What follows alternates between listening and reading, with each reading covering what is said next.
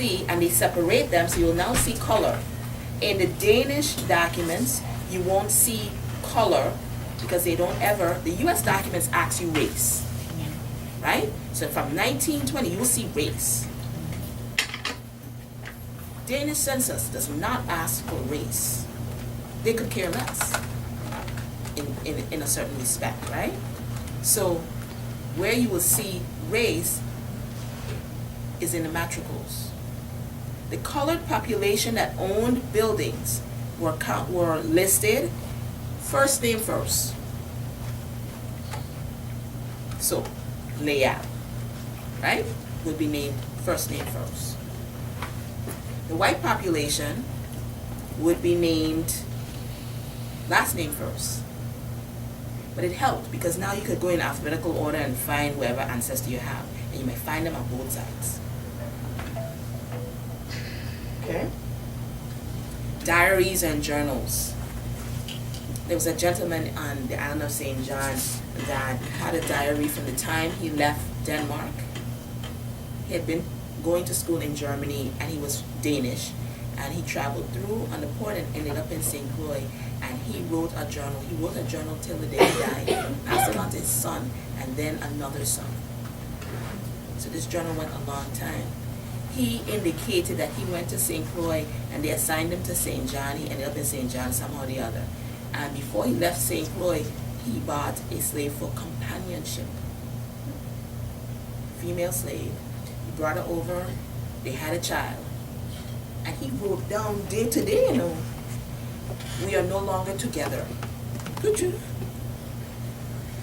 My daughter so-and-so was born the next day with this other person, another enslaved African woman. So he kept copious notes. Then he said he got rid of that one. He got married and had this child. And then this other child was born, last name given, but not that it was his child, because he was married, right? So the last name was given. Okay, so diaries and journals, they're few and few between, but when you get them, gems. Probate records. We've had chats here about probate records. Sometimes you may not see the last name of that child until the slave owner dies. And then they would like to say that this person should receive this as they are my lawful son.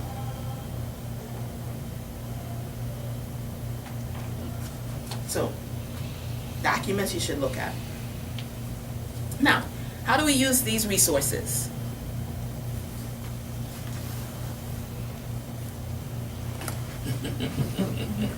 Come down, sit here.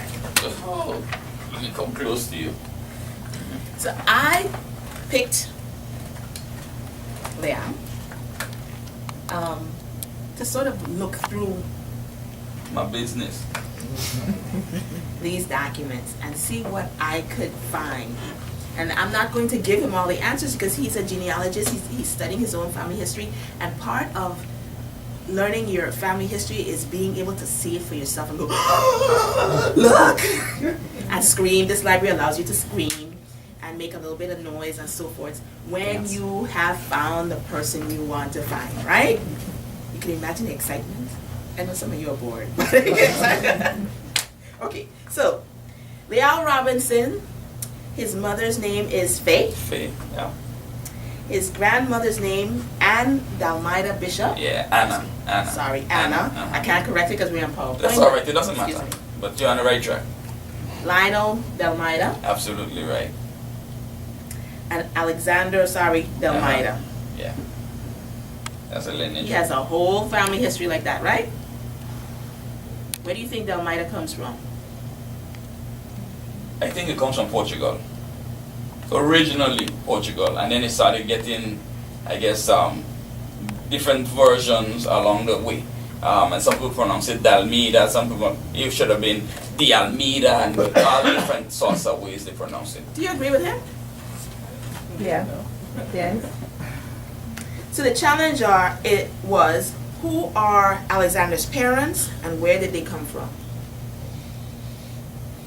So He's been doing research a long time, but on a lot of different families. Exactly. Have been He's done. at St. June. Yes, I haven't worked on this one yet, but yeah, I have done quite a bit.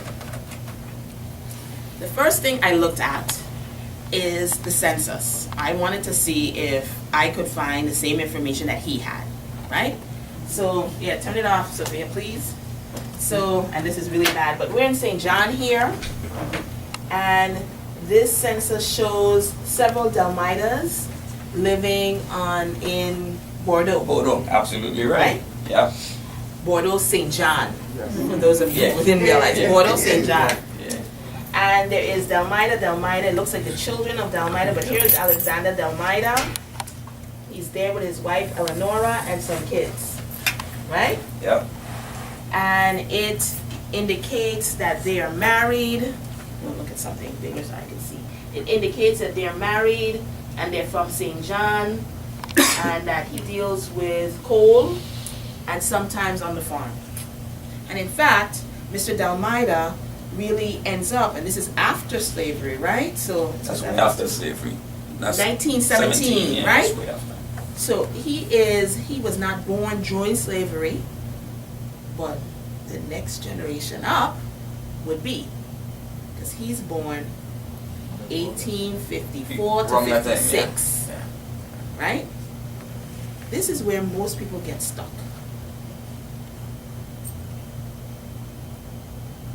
His name is Elmina. Okay. I mean, this is really incredibly hard to see. But come close. Let me see if you can see. We're going to look down, and we're looking down this. And he would be about 10 months old during that time period. 10 months old. So, yeah, it's small. It really small. But I want you to look. What you do? I just touch your thing. 10 months. So here's the ages. At 10 months is right there. Because it says months, everybody's years. And he's 10 months old, and it says Alexander right there. Wow. I can't even see it, but that's great. That's good stuff. Okay? So Alexander is on a plantation in 1857. He's only 10 months old. He's a baby. And they are at Klein Canil Bay. So in the Cruz Bay Quarter, they're right there.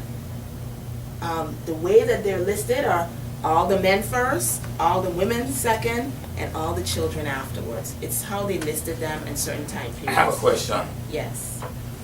This gentleman, was he a slave, or was he enslaved, or was he free? He was born in 1857, so he was born free. Okay. And the reason I say so, because I don't know if that set of family members really had the problem of slavery, because they, as I told you, to my knowledge, they came out of a different line. They didn't come out of the African slave trade at all. They came out of Europe somehow, out of Portugal somewhere. I feel like Henry Louis Gates right now. Okay. All right, let's go. That's what you think, right? Yeah, that's what I think. Okay. At least that's the story. All right. So let's. What do? You take me out of the point. That's what it is. Let me just touch it. Okay. All right. So let's look at the church records. We know that he was born at a certain particular time. Look, this is so hard for y'all. I'm so sorry. He is, and it indicates that he is a Moravian in the census we saw before. He's a Moravian, born approximately 1856, right? And so I went to the Moravian records. Yeah. And, you can't see this with you. Let's see if I can do something better. Or You can see? I can't make all these things. Oh, down that meter already. See, I'm not touching it again. Down that meter already. Okay, look. I look the spelling with an H. Wow. Alexander Delmaida. Or Delmida. Or Delmaida. De Almeida. All those ways to spell it. Alexander Delmaida. Baptized Moravian Church. We have the record right here in, thankfully, because it's the only reel that we have for the Moravians in St. John. Here. And there he is. Born February 5th. Right? So in a baptismal record, what else are you going to find? Parents, right? So,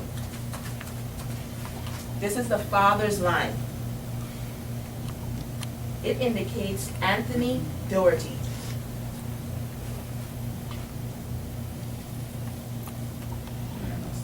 You understand? So I mean, he's carrying his mother's That's Alexander father? No. That's Alexander father. No, she just said that it is his father's line, so that would be his father. So that means he's carrying his mother's name because he's Dalmida. And if that's Doherty, I'm confused because I don't understand what's happening there. Okay. So what we're looking at here is, and we'll see in a few more, well, we'll hold, Anthony Doherty. Uh-huh. Okay? Okay. That's who we're seeing as the father. Okay. Anthony Doherty is right here. He's out of contentment. He's a sailor. Okay? Elisa Vessop is the mother. And she's from Sussman Hill. Sussman Hill, St. John, yeah. Right? Very close to the general area, right? Now he's carrying Delmida. Why? That's a good question. It took me a while. That's what I was saying. It would have to be that he was his mother, it was be the Dalmida, but now you throw me, give me something else to think about. Because his mother's not carrying the same name like him either. Let's go back to the census. This is the 1857 census. Right? In 1857, when we saw Alexander at the bottom, 10 months old, who is at the top? His name is Edward Delmida. Remember I told you that they don't give names because there was lots of children there and they did not all have the name Delmida. In fact, I went through a lot of the children and their baptism. None of the others carried the name Delmida. You know why? Because Alexander was his child. But he didn't go to the church to put his name down. Ah, gotcha. For one reason or the other. Gotcha. So Doherty, Fritz Doherty, stepped in like a godfather Gotcha. and put a name down because it had to be official, right? But Edward Delmida is Alexander's father's name. Wow. You see, you had no more research, so I ain't got much more to do. Miss Vessop, you're going to have more to do. Miss Vessop, That's good. right, was an enslaved individual on that plantation. So, I'm leaving that for you to do that research. But she was enslaved in the earlier time, and she would have been a young girl, 20s and before, right? So once you do more research, you will see her there. I'm leaving that to you to do. Nadine, how many Moravian churches was there a Moravian church in Cruz Bay and Coral Bay at the time? I think there are two Moravian churches. Yeah, you have There's two. Bethany. You have Bethany and Emmaus. Yeah. Emmaus in town. Yep. Ooh, that's No, no, Emmaus Emmaus in Coral Bay here. Yeah. Okay, so Delmida. Oh, and I need to go back. On that census, I needed to show you that Mr. Delmida was born in Jamaica. Wow, that's good. So he didn't come directly from Portugal. He was Jamaican, arriving in St. John. Okay? And then I looked in Jamaica. And I'm looking at the travel records. And unfortunately, you cannot see this travel record. But this is a travel record indicating Edward and his wife traveling where? Look at this one. Let's see if you can see it. See if I can do this. That's what we're trying to do. I'm gonna mess it up the last time. Where they're traveling. Okay, I see Dalmida. And he's a merchant. And he's It traveling. look like Denmark. That's one is that No, one that's is his Denmark. wife. He's Where am I traveling looking? Where am I looking? right above. I can't tell. I can't make out those things. That is France. Oh, okay. I can't make it up at all. So he is a French Jew. And you will see.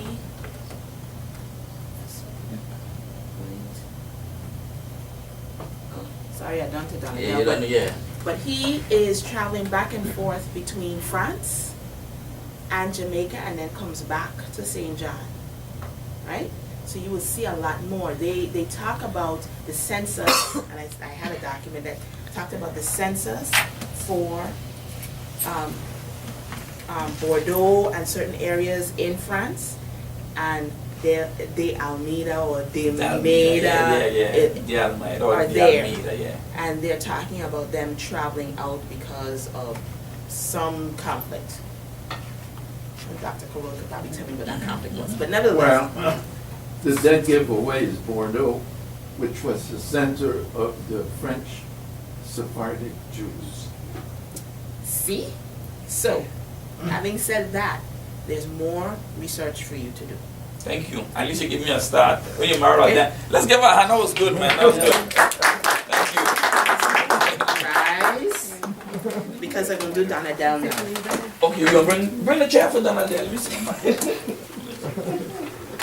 But Leal, you're right that it's originally from Portugal because that's where the French Sephardic Jews came from, was Portugal. Thank you. Thank In you. fact, their nickname in France was the Portuguese.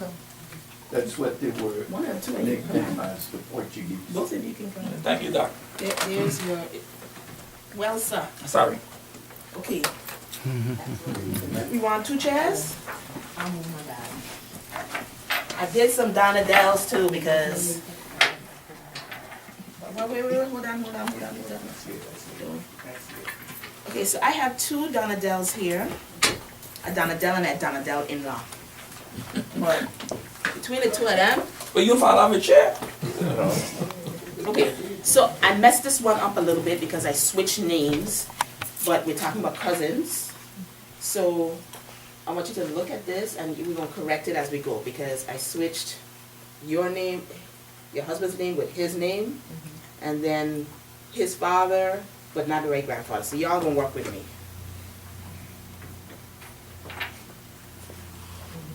We got you. Right? Okay, sorry, you can't stand. Okay, so Archibald. But then your grandfather is whom? He's Archibald too. And who's your great-grandfather? Okay, so I'm going up her husband's line. So it's Cornell, and then Astor, and then his line is Ernest Donadell. Okay? That would be his grandfather. Okay. So I looked at the Donadell. Because I replaced it with Archibald, so I was trying to redo the tree while you were texting me and I didn't get that. So, all right. So we are at Ernest Francisco Donadell. When we first hit in, and the question for them is, how are the Donadells related, right? Because we found, and when they were here doing research, we found Donadielli. Good Italian name, right? When we have Donadells here, we know that the Donadells have to be related to them. All Donadells are related to each other. Agreed? It's one of those types of names. It's not Smith, it's not Hodge, it is not Pickerins, you know, Didn't come home. right? Did she call All you? of them have to be related, but how? And I'm going to leave you with stuff to look Oh, at yeah? because, like I said, I believe in you doing your own research, Well, right? she said she would call me and tell me about it. Okay. So remember those compensation letters that we were talking about? Yeah. Oh, okay. All Can I right, see it now again? you tell me. I'll come Try to turn over. it on. Try to turn on the lights again. But she was supposed to Let's call see if we me can see. Okay. We can't see. Don't worry about it. We can't see. But Okay, it's so showing up good on the thing there. but- it's showing up really great on the thing itself. Okay, so. Oh, sorry. I want to bring it back down to. Okay, I want you to read down We see Doherty, Fritz, is also there for compensation letters, right?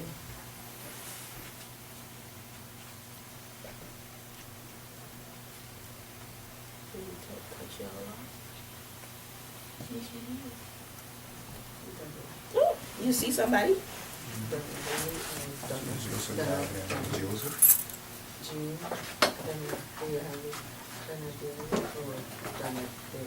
In fact, the whole family of And, Donna Dells are there. So when they talked about the letters for compensation, all of the family members that own, you can see them now. Okay, so here we go. All right, so Carolyn Martin. Touch the light there, Sophia, please. Carolyn Martinborough, coming out of St. Bart's. Her longtime life partner, Joseph Donadelli. Right? And living in their household and also owning slaves. We don't know if it's his brother or her brother or whatever that's going on, but they're listing Anthony, Andrew, Benjamin, Donadel, or Donaviel, Jean, and all of those names. And here, this is an index, right? So somebody typed this up, but the actual documents, the actual letters are within our file. Susanna, Ian, Victor. So we don't know if there was supposed to be a comma there or not, but these are the ones they're claiming. I later see that there is a Maria, not this Maria, that's a different level, but a Maria that is the mother of these children.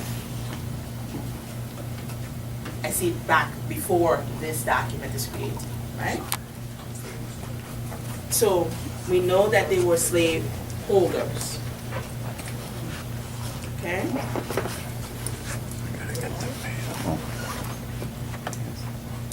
Then we have passport applications. Everybody can see that? Yes. Okay, so I went to see what kind of travel activities they had going on, right? And they include this lady traveling, and she says her father's name is Alfred Donadell. She's from St. Thomas. She is born in 1888. Okay? You know her? Right, yeah, that's one there. One of the sisters. Okay. She's one of the sisters. And so I said, okay, let's see what else we could find. The second part of that passport document. Let's make sure. Gives information about her. It continues to give information about her. And you see the picture, right? It says baptism certificate showing the applicant was born at the place on the date above mentioned, which is St. Thomas. Born. She's going to Santo Domingo. She's born in St. Thomas. Okay? But what is important about these records is that you get fantastic pictures. I'm saying, Right? for back then, it's just a good picture. Yeah, and still looking good. That's what I'm saying. 1888. 1888. That's the same, that's the same time my great grandfather was born around that time, 1889. Mm-hmm. Okay. I feel jealous now. How you didn't find out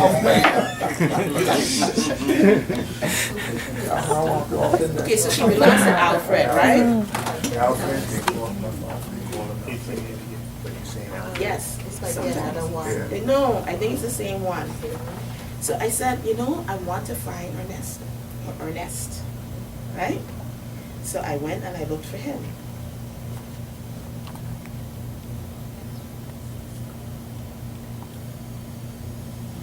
Do you know what that means?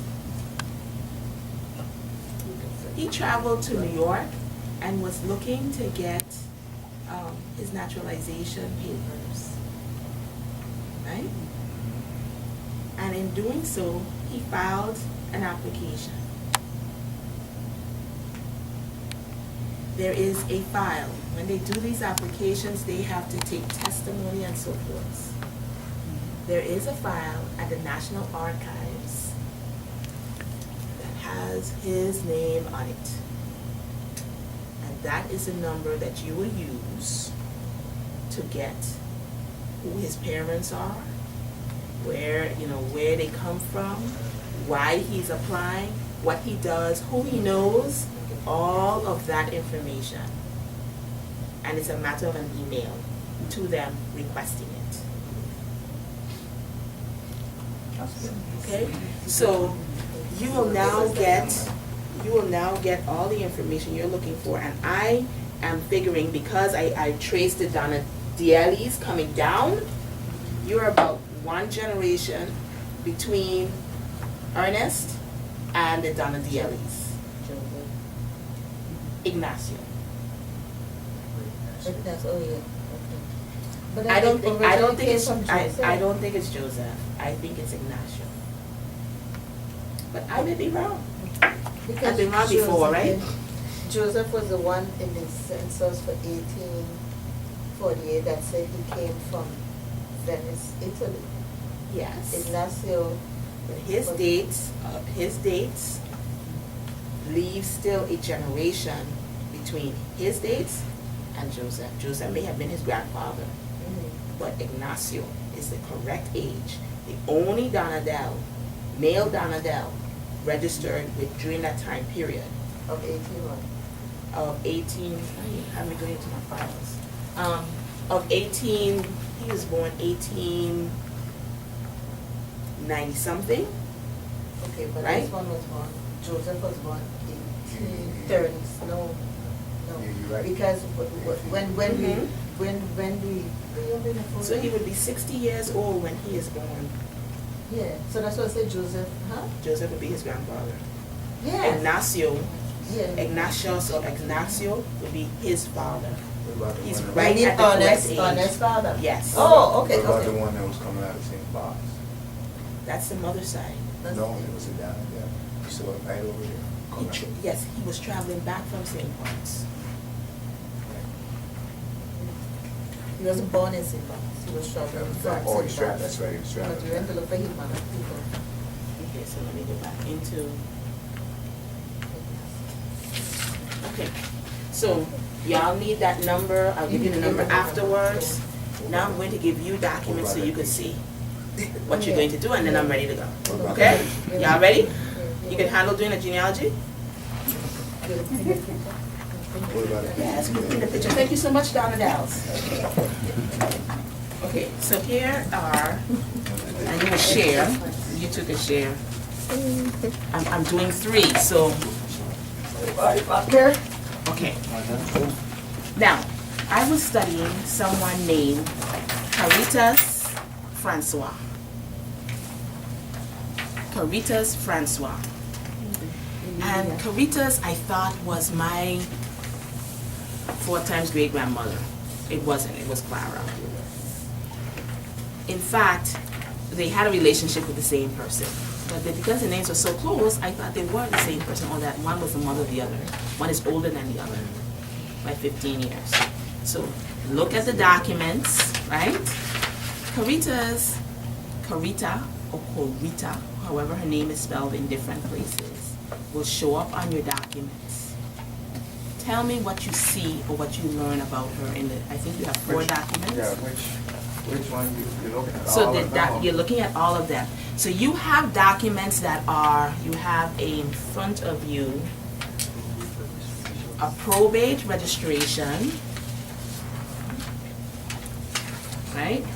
Then you have register on free. A census document, This is the probate. Record of deeds. a recorder of And then you have a free colored census and a free 1831. colored census.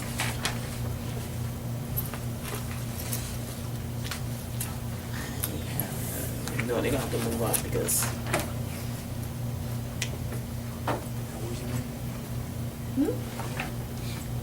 Her name is Caritas. Caritas.